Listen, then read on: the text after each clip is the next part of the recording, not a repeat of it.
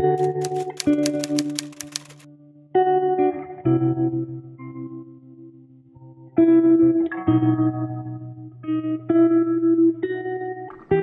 जिले का एक ब्लॉक है, ब्लॉक का नाम है अधौरा।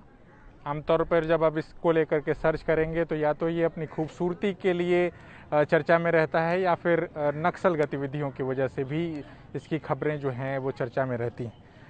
मगर हम इस बीच जब आए हैं यहाँ के अलग अलग जगहों पर गए हैं, यहाँ के अलग अलग गाँवों में गए हैं, तो ख़ास तौर से जो चीज़ें देखने को मिली हैं कि सरकार की तमाम जो स्कीम्स हैं, चाहे वो नरेगा हो या प्रधानमंत्री सड़क रोजगार योजना हो या फिर जॉब कार्ड हो मनरेगा का, या फिर वृद्धा पेंशन हो या फिर विधवा पेंशन हो, ये तमाम जो पेंशन्स हैं या तमाम जो सरकारी स्कीम्स हैं वो भी यहाँ पर पहुँचती है।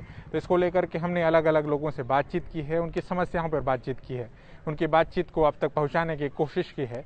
अगर हमारी बातचीत पहुँचती है तो इस बातचीत को आप लोग भी व्यापक बातचीत बना दें, ताकि उनकी बात जो है वो शासन प्रशासन और इस लॉकडाउन में किसी तरीके से गुजर बसर कर रहे उन तमाम स्थानीय आदिवासियों की बातचीत व्यापक बातचीत बन सके। तो जैसे सरकार कह रही है कि हम नरेगा का कार्ड बनाएंगे, लेबर कार्ड, आप लोग तो चूंकि हमेशा से इसी तरीके का काम किए लेबर ओबर का, तो कभी कार्ड वोड नहीं बनवाए? नहीं, अभी हमारे पास लेबर कार्ड नहीं है। तो इस लॉकडाउन में कैसे चल रहा है भोजन पानी, खाना पानी कैसे चल रहा है? आप तो कैसे हम बता रहे हैं, थोड़ा बहुत खेती हो रहा है, उसमें बीतल, आप तो जैसे बीतेगा उसे आप तो बीतेबे करेंगे। नाम बताइए अपना। जयराम सिंह। जैसे इस बीच चारों तरफ एक कोरोना का शोर सुन रहे होंगे आप लोग भी। जी हाँ। उसकी वजह से चारों तरफ लॉकडाउन है जी, सरकार जो कह रही है। हाँ। उसमें रोजगार धंधा किस तरीके से प्रभावित किया है, आप लोगों का किस तरीके से प्रभावित हुआ है? अधौरा ब्लॉक में आप लोगों तक नरेगा कुछ काम पहुंच रहा है या सरकार का अलग अलग स्कीम पहुंच रहा है, राशन पानी पहुंच रहा है पीडीएस उडीएस का? थोड़ा बहुत।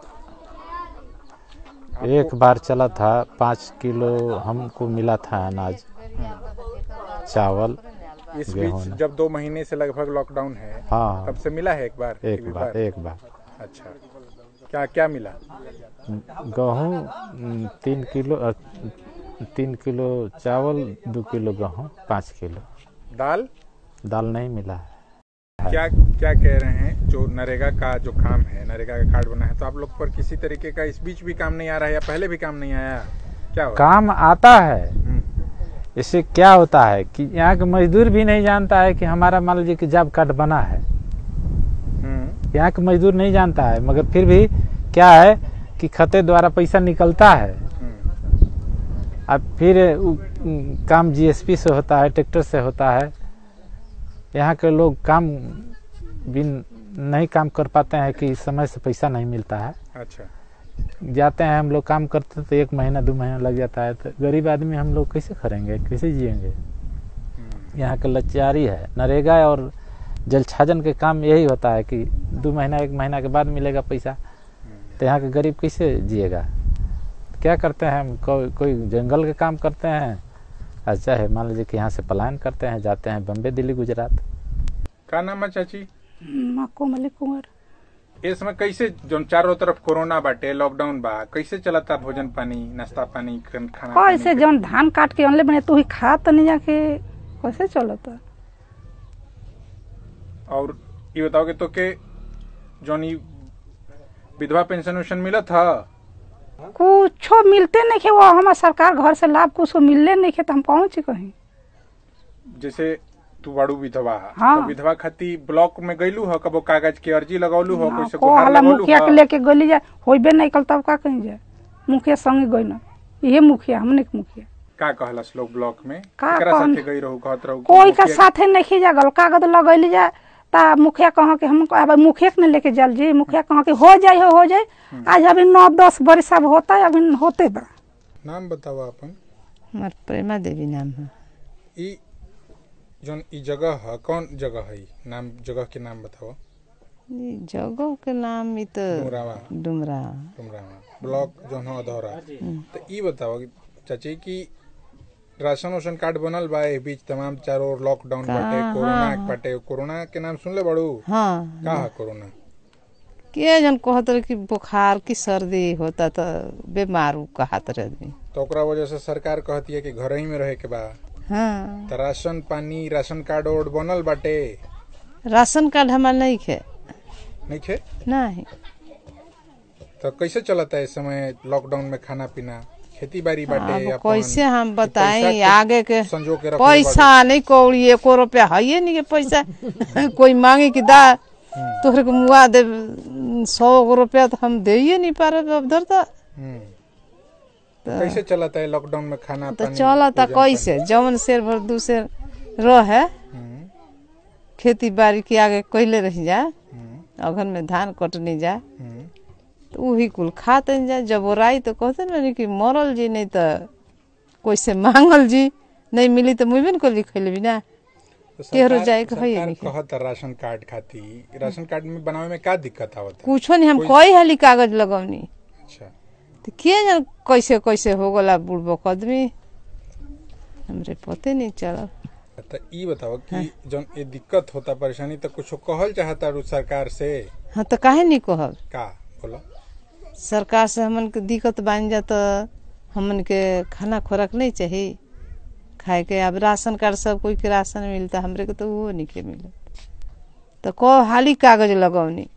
एगो भिफोर के लड़का हम प्रमोद उनके से को हाली कहनी बच्चा उनके हो कहाँ कागज जमा कैले रही बोलो को हम कहे ना बन पाल तो देखिए ज्यादा बुढ़बक आदमी के गुजरो नहीं के हमन लिए इनके। का नाम है चाची? गुलाबी देवी। ई कौन गांव है? उखरगाड़ा। उखरगाड़ा ब्लॉक धौरा। धौरा हाँ। इस समय चारों ओर सुनले बनी वो कोरोना नाम की बीमारी आई हाँ बाटे। सुनते न बन जा। तो कैसे चलता रोजी रोटी, कैसे चलता धंधा, कैसे चलता खाना पानी? तो आप कहाँ ले चली लड़का फैका रहा बाहर भीतर जात रहा कमाऊ हो। अब कोरोना में अपन चले ना घर तो आप तो घर दिखते न बा हमन के काम धंधा होत रहे तो दाल तरकारी मिलत रहे। आप तो कोरोना के चलते केहरो जात नहीं थे नून भात खा तनी जा मार भात। तो सरकार के ध्यान देवे के चाहिए गरीब के। जैसे पानी के लेकर के चूंकि हम देखत रहे कि रुआ पानी वाला भी जो नो लेकर के आवत रहे। वही ले आवला बाबू पानी के पूरा गांव में पानी के अभी तक लागत बाटे कि है एक व्यवस्था बैठा था जल नल वाला और अभी तक बैठल नहीं है। 2 3 गो सूख गइल बाटे। पानी के कैसे व्यवस्था? अब वही जैसे व्यवस्था बा वही न कटोरा से भर भर के आन तनी जा चुआड़ी में तनका गढ़ी बा। अच्छा, वही गढ़ी में ले जा कटोरा भर भर के आन तनी जा। बहुत परेशानी। जैसे इधर कोई महुआ भी न था, कोई तेंदू पत्ता भी न था, तो कुल कैसे बेचे अब तो कहाँ ले बेचे? कोरोना में कोई लेवे अपने आधार पर करत तनी जा कोई लेवे आई तो बेचा जी नहीं तो फेंका जाये। अच्छा, राशन वाशन सरकार की ओर से एगो सरकार कहता कि सब कोई के चावल देता गेहूं देता नहीं। राशन कार्ड बनल बा? हाँ राशन कार्ड बनल बा। मिलता ओकरा से राशन? हाँ राशन ओकरा से मिलता। अच्छा हाँ। और कुछ सरकार के कुछ अपना ओर से कहल चाहता नहीं?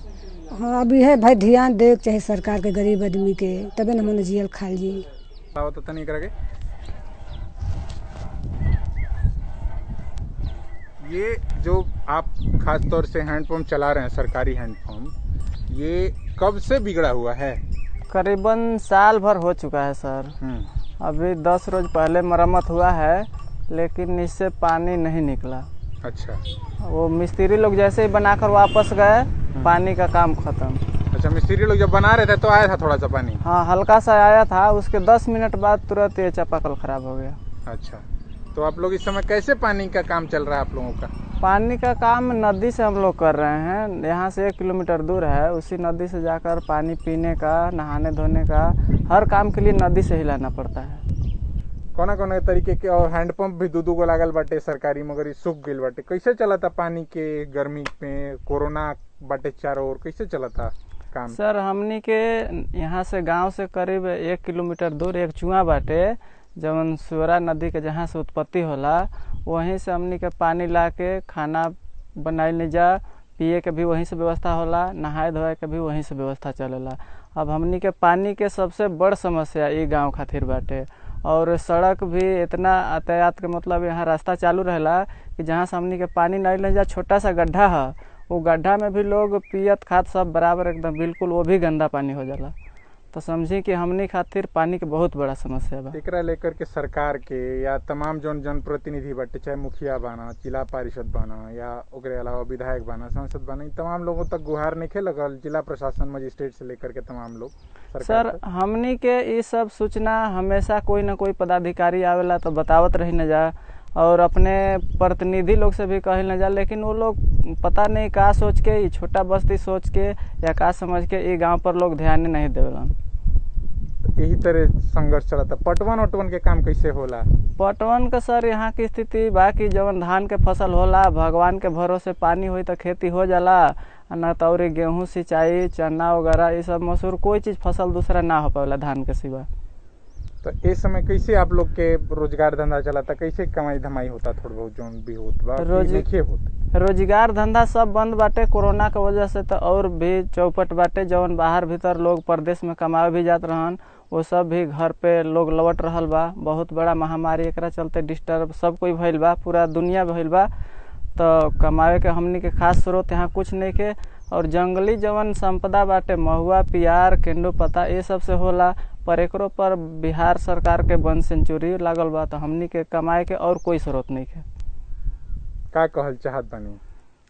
हम एकरा प्रति यह कहब कि सरकार के गांव खातिर विशेष रूप से ध्यान देवे के चाहिए, यहाँ रोजी रोजगार भेजे के चाहिए कि ओकरा से लोग लाभान्वित होके।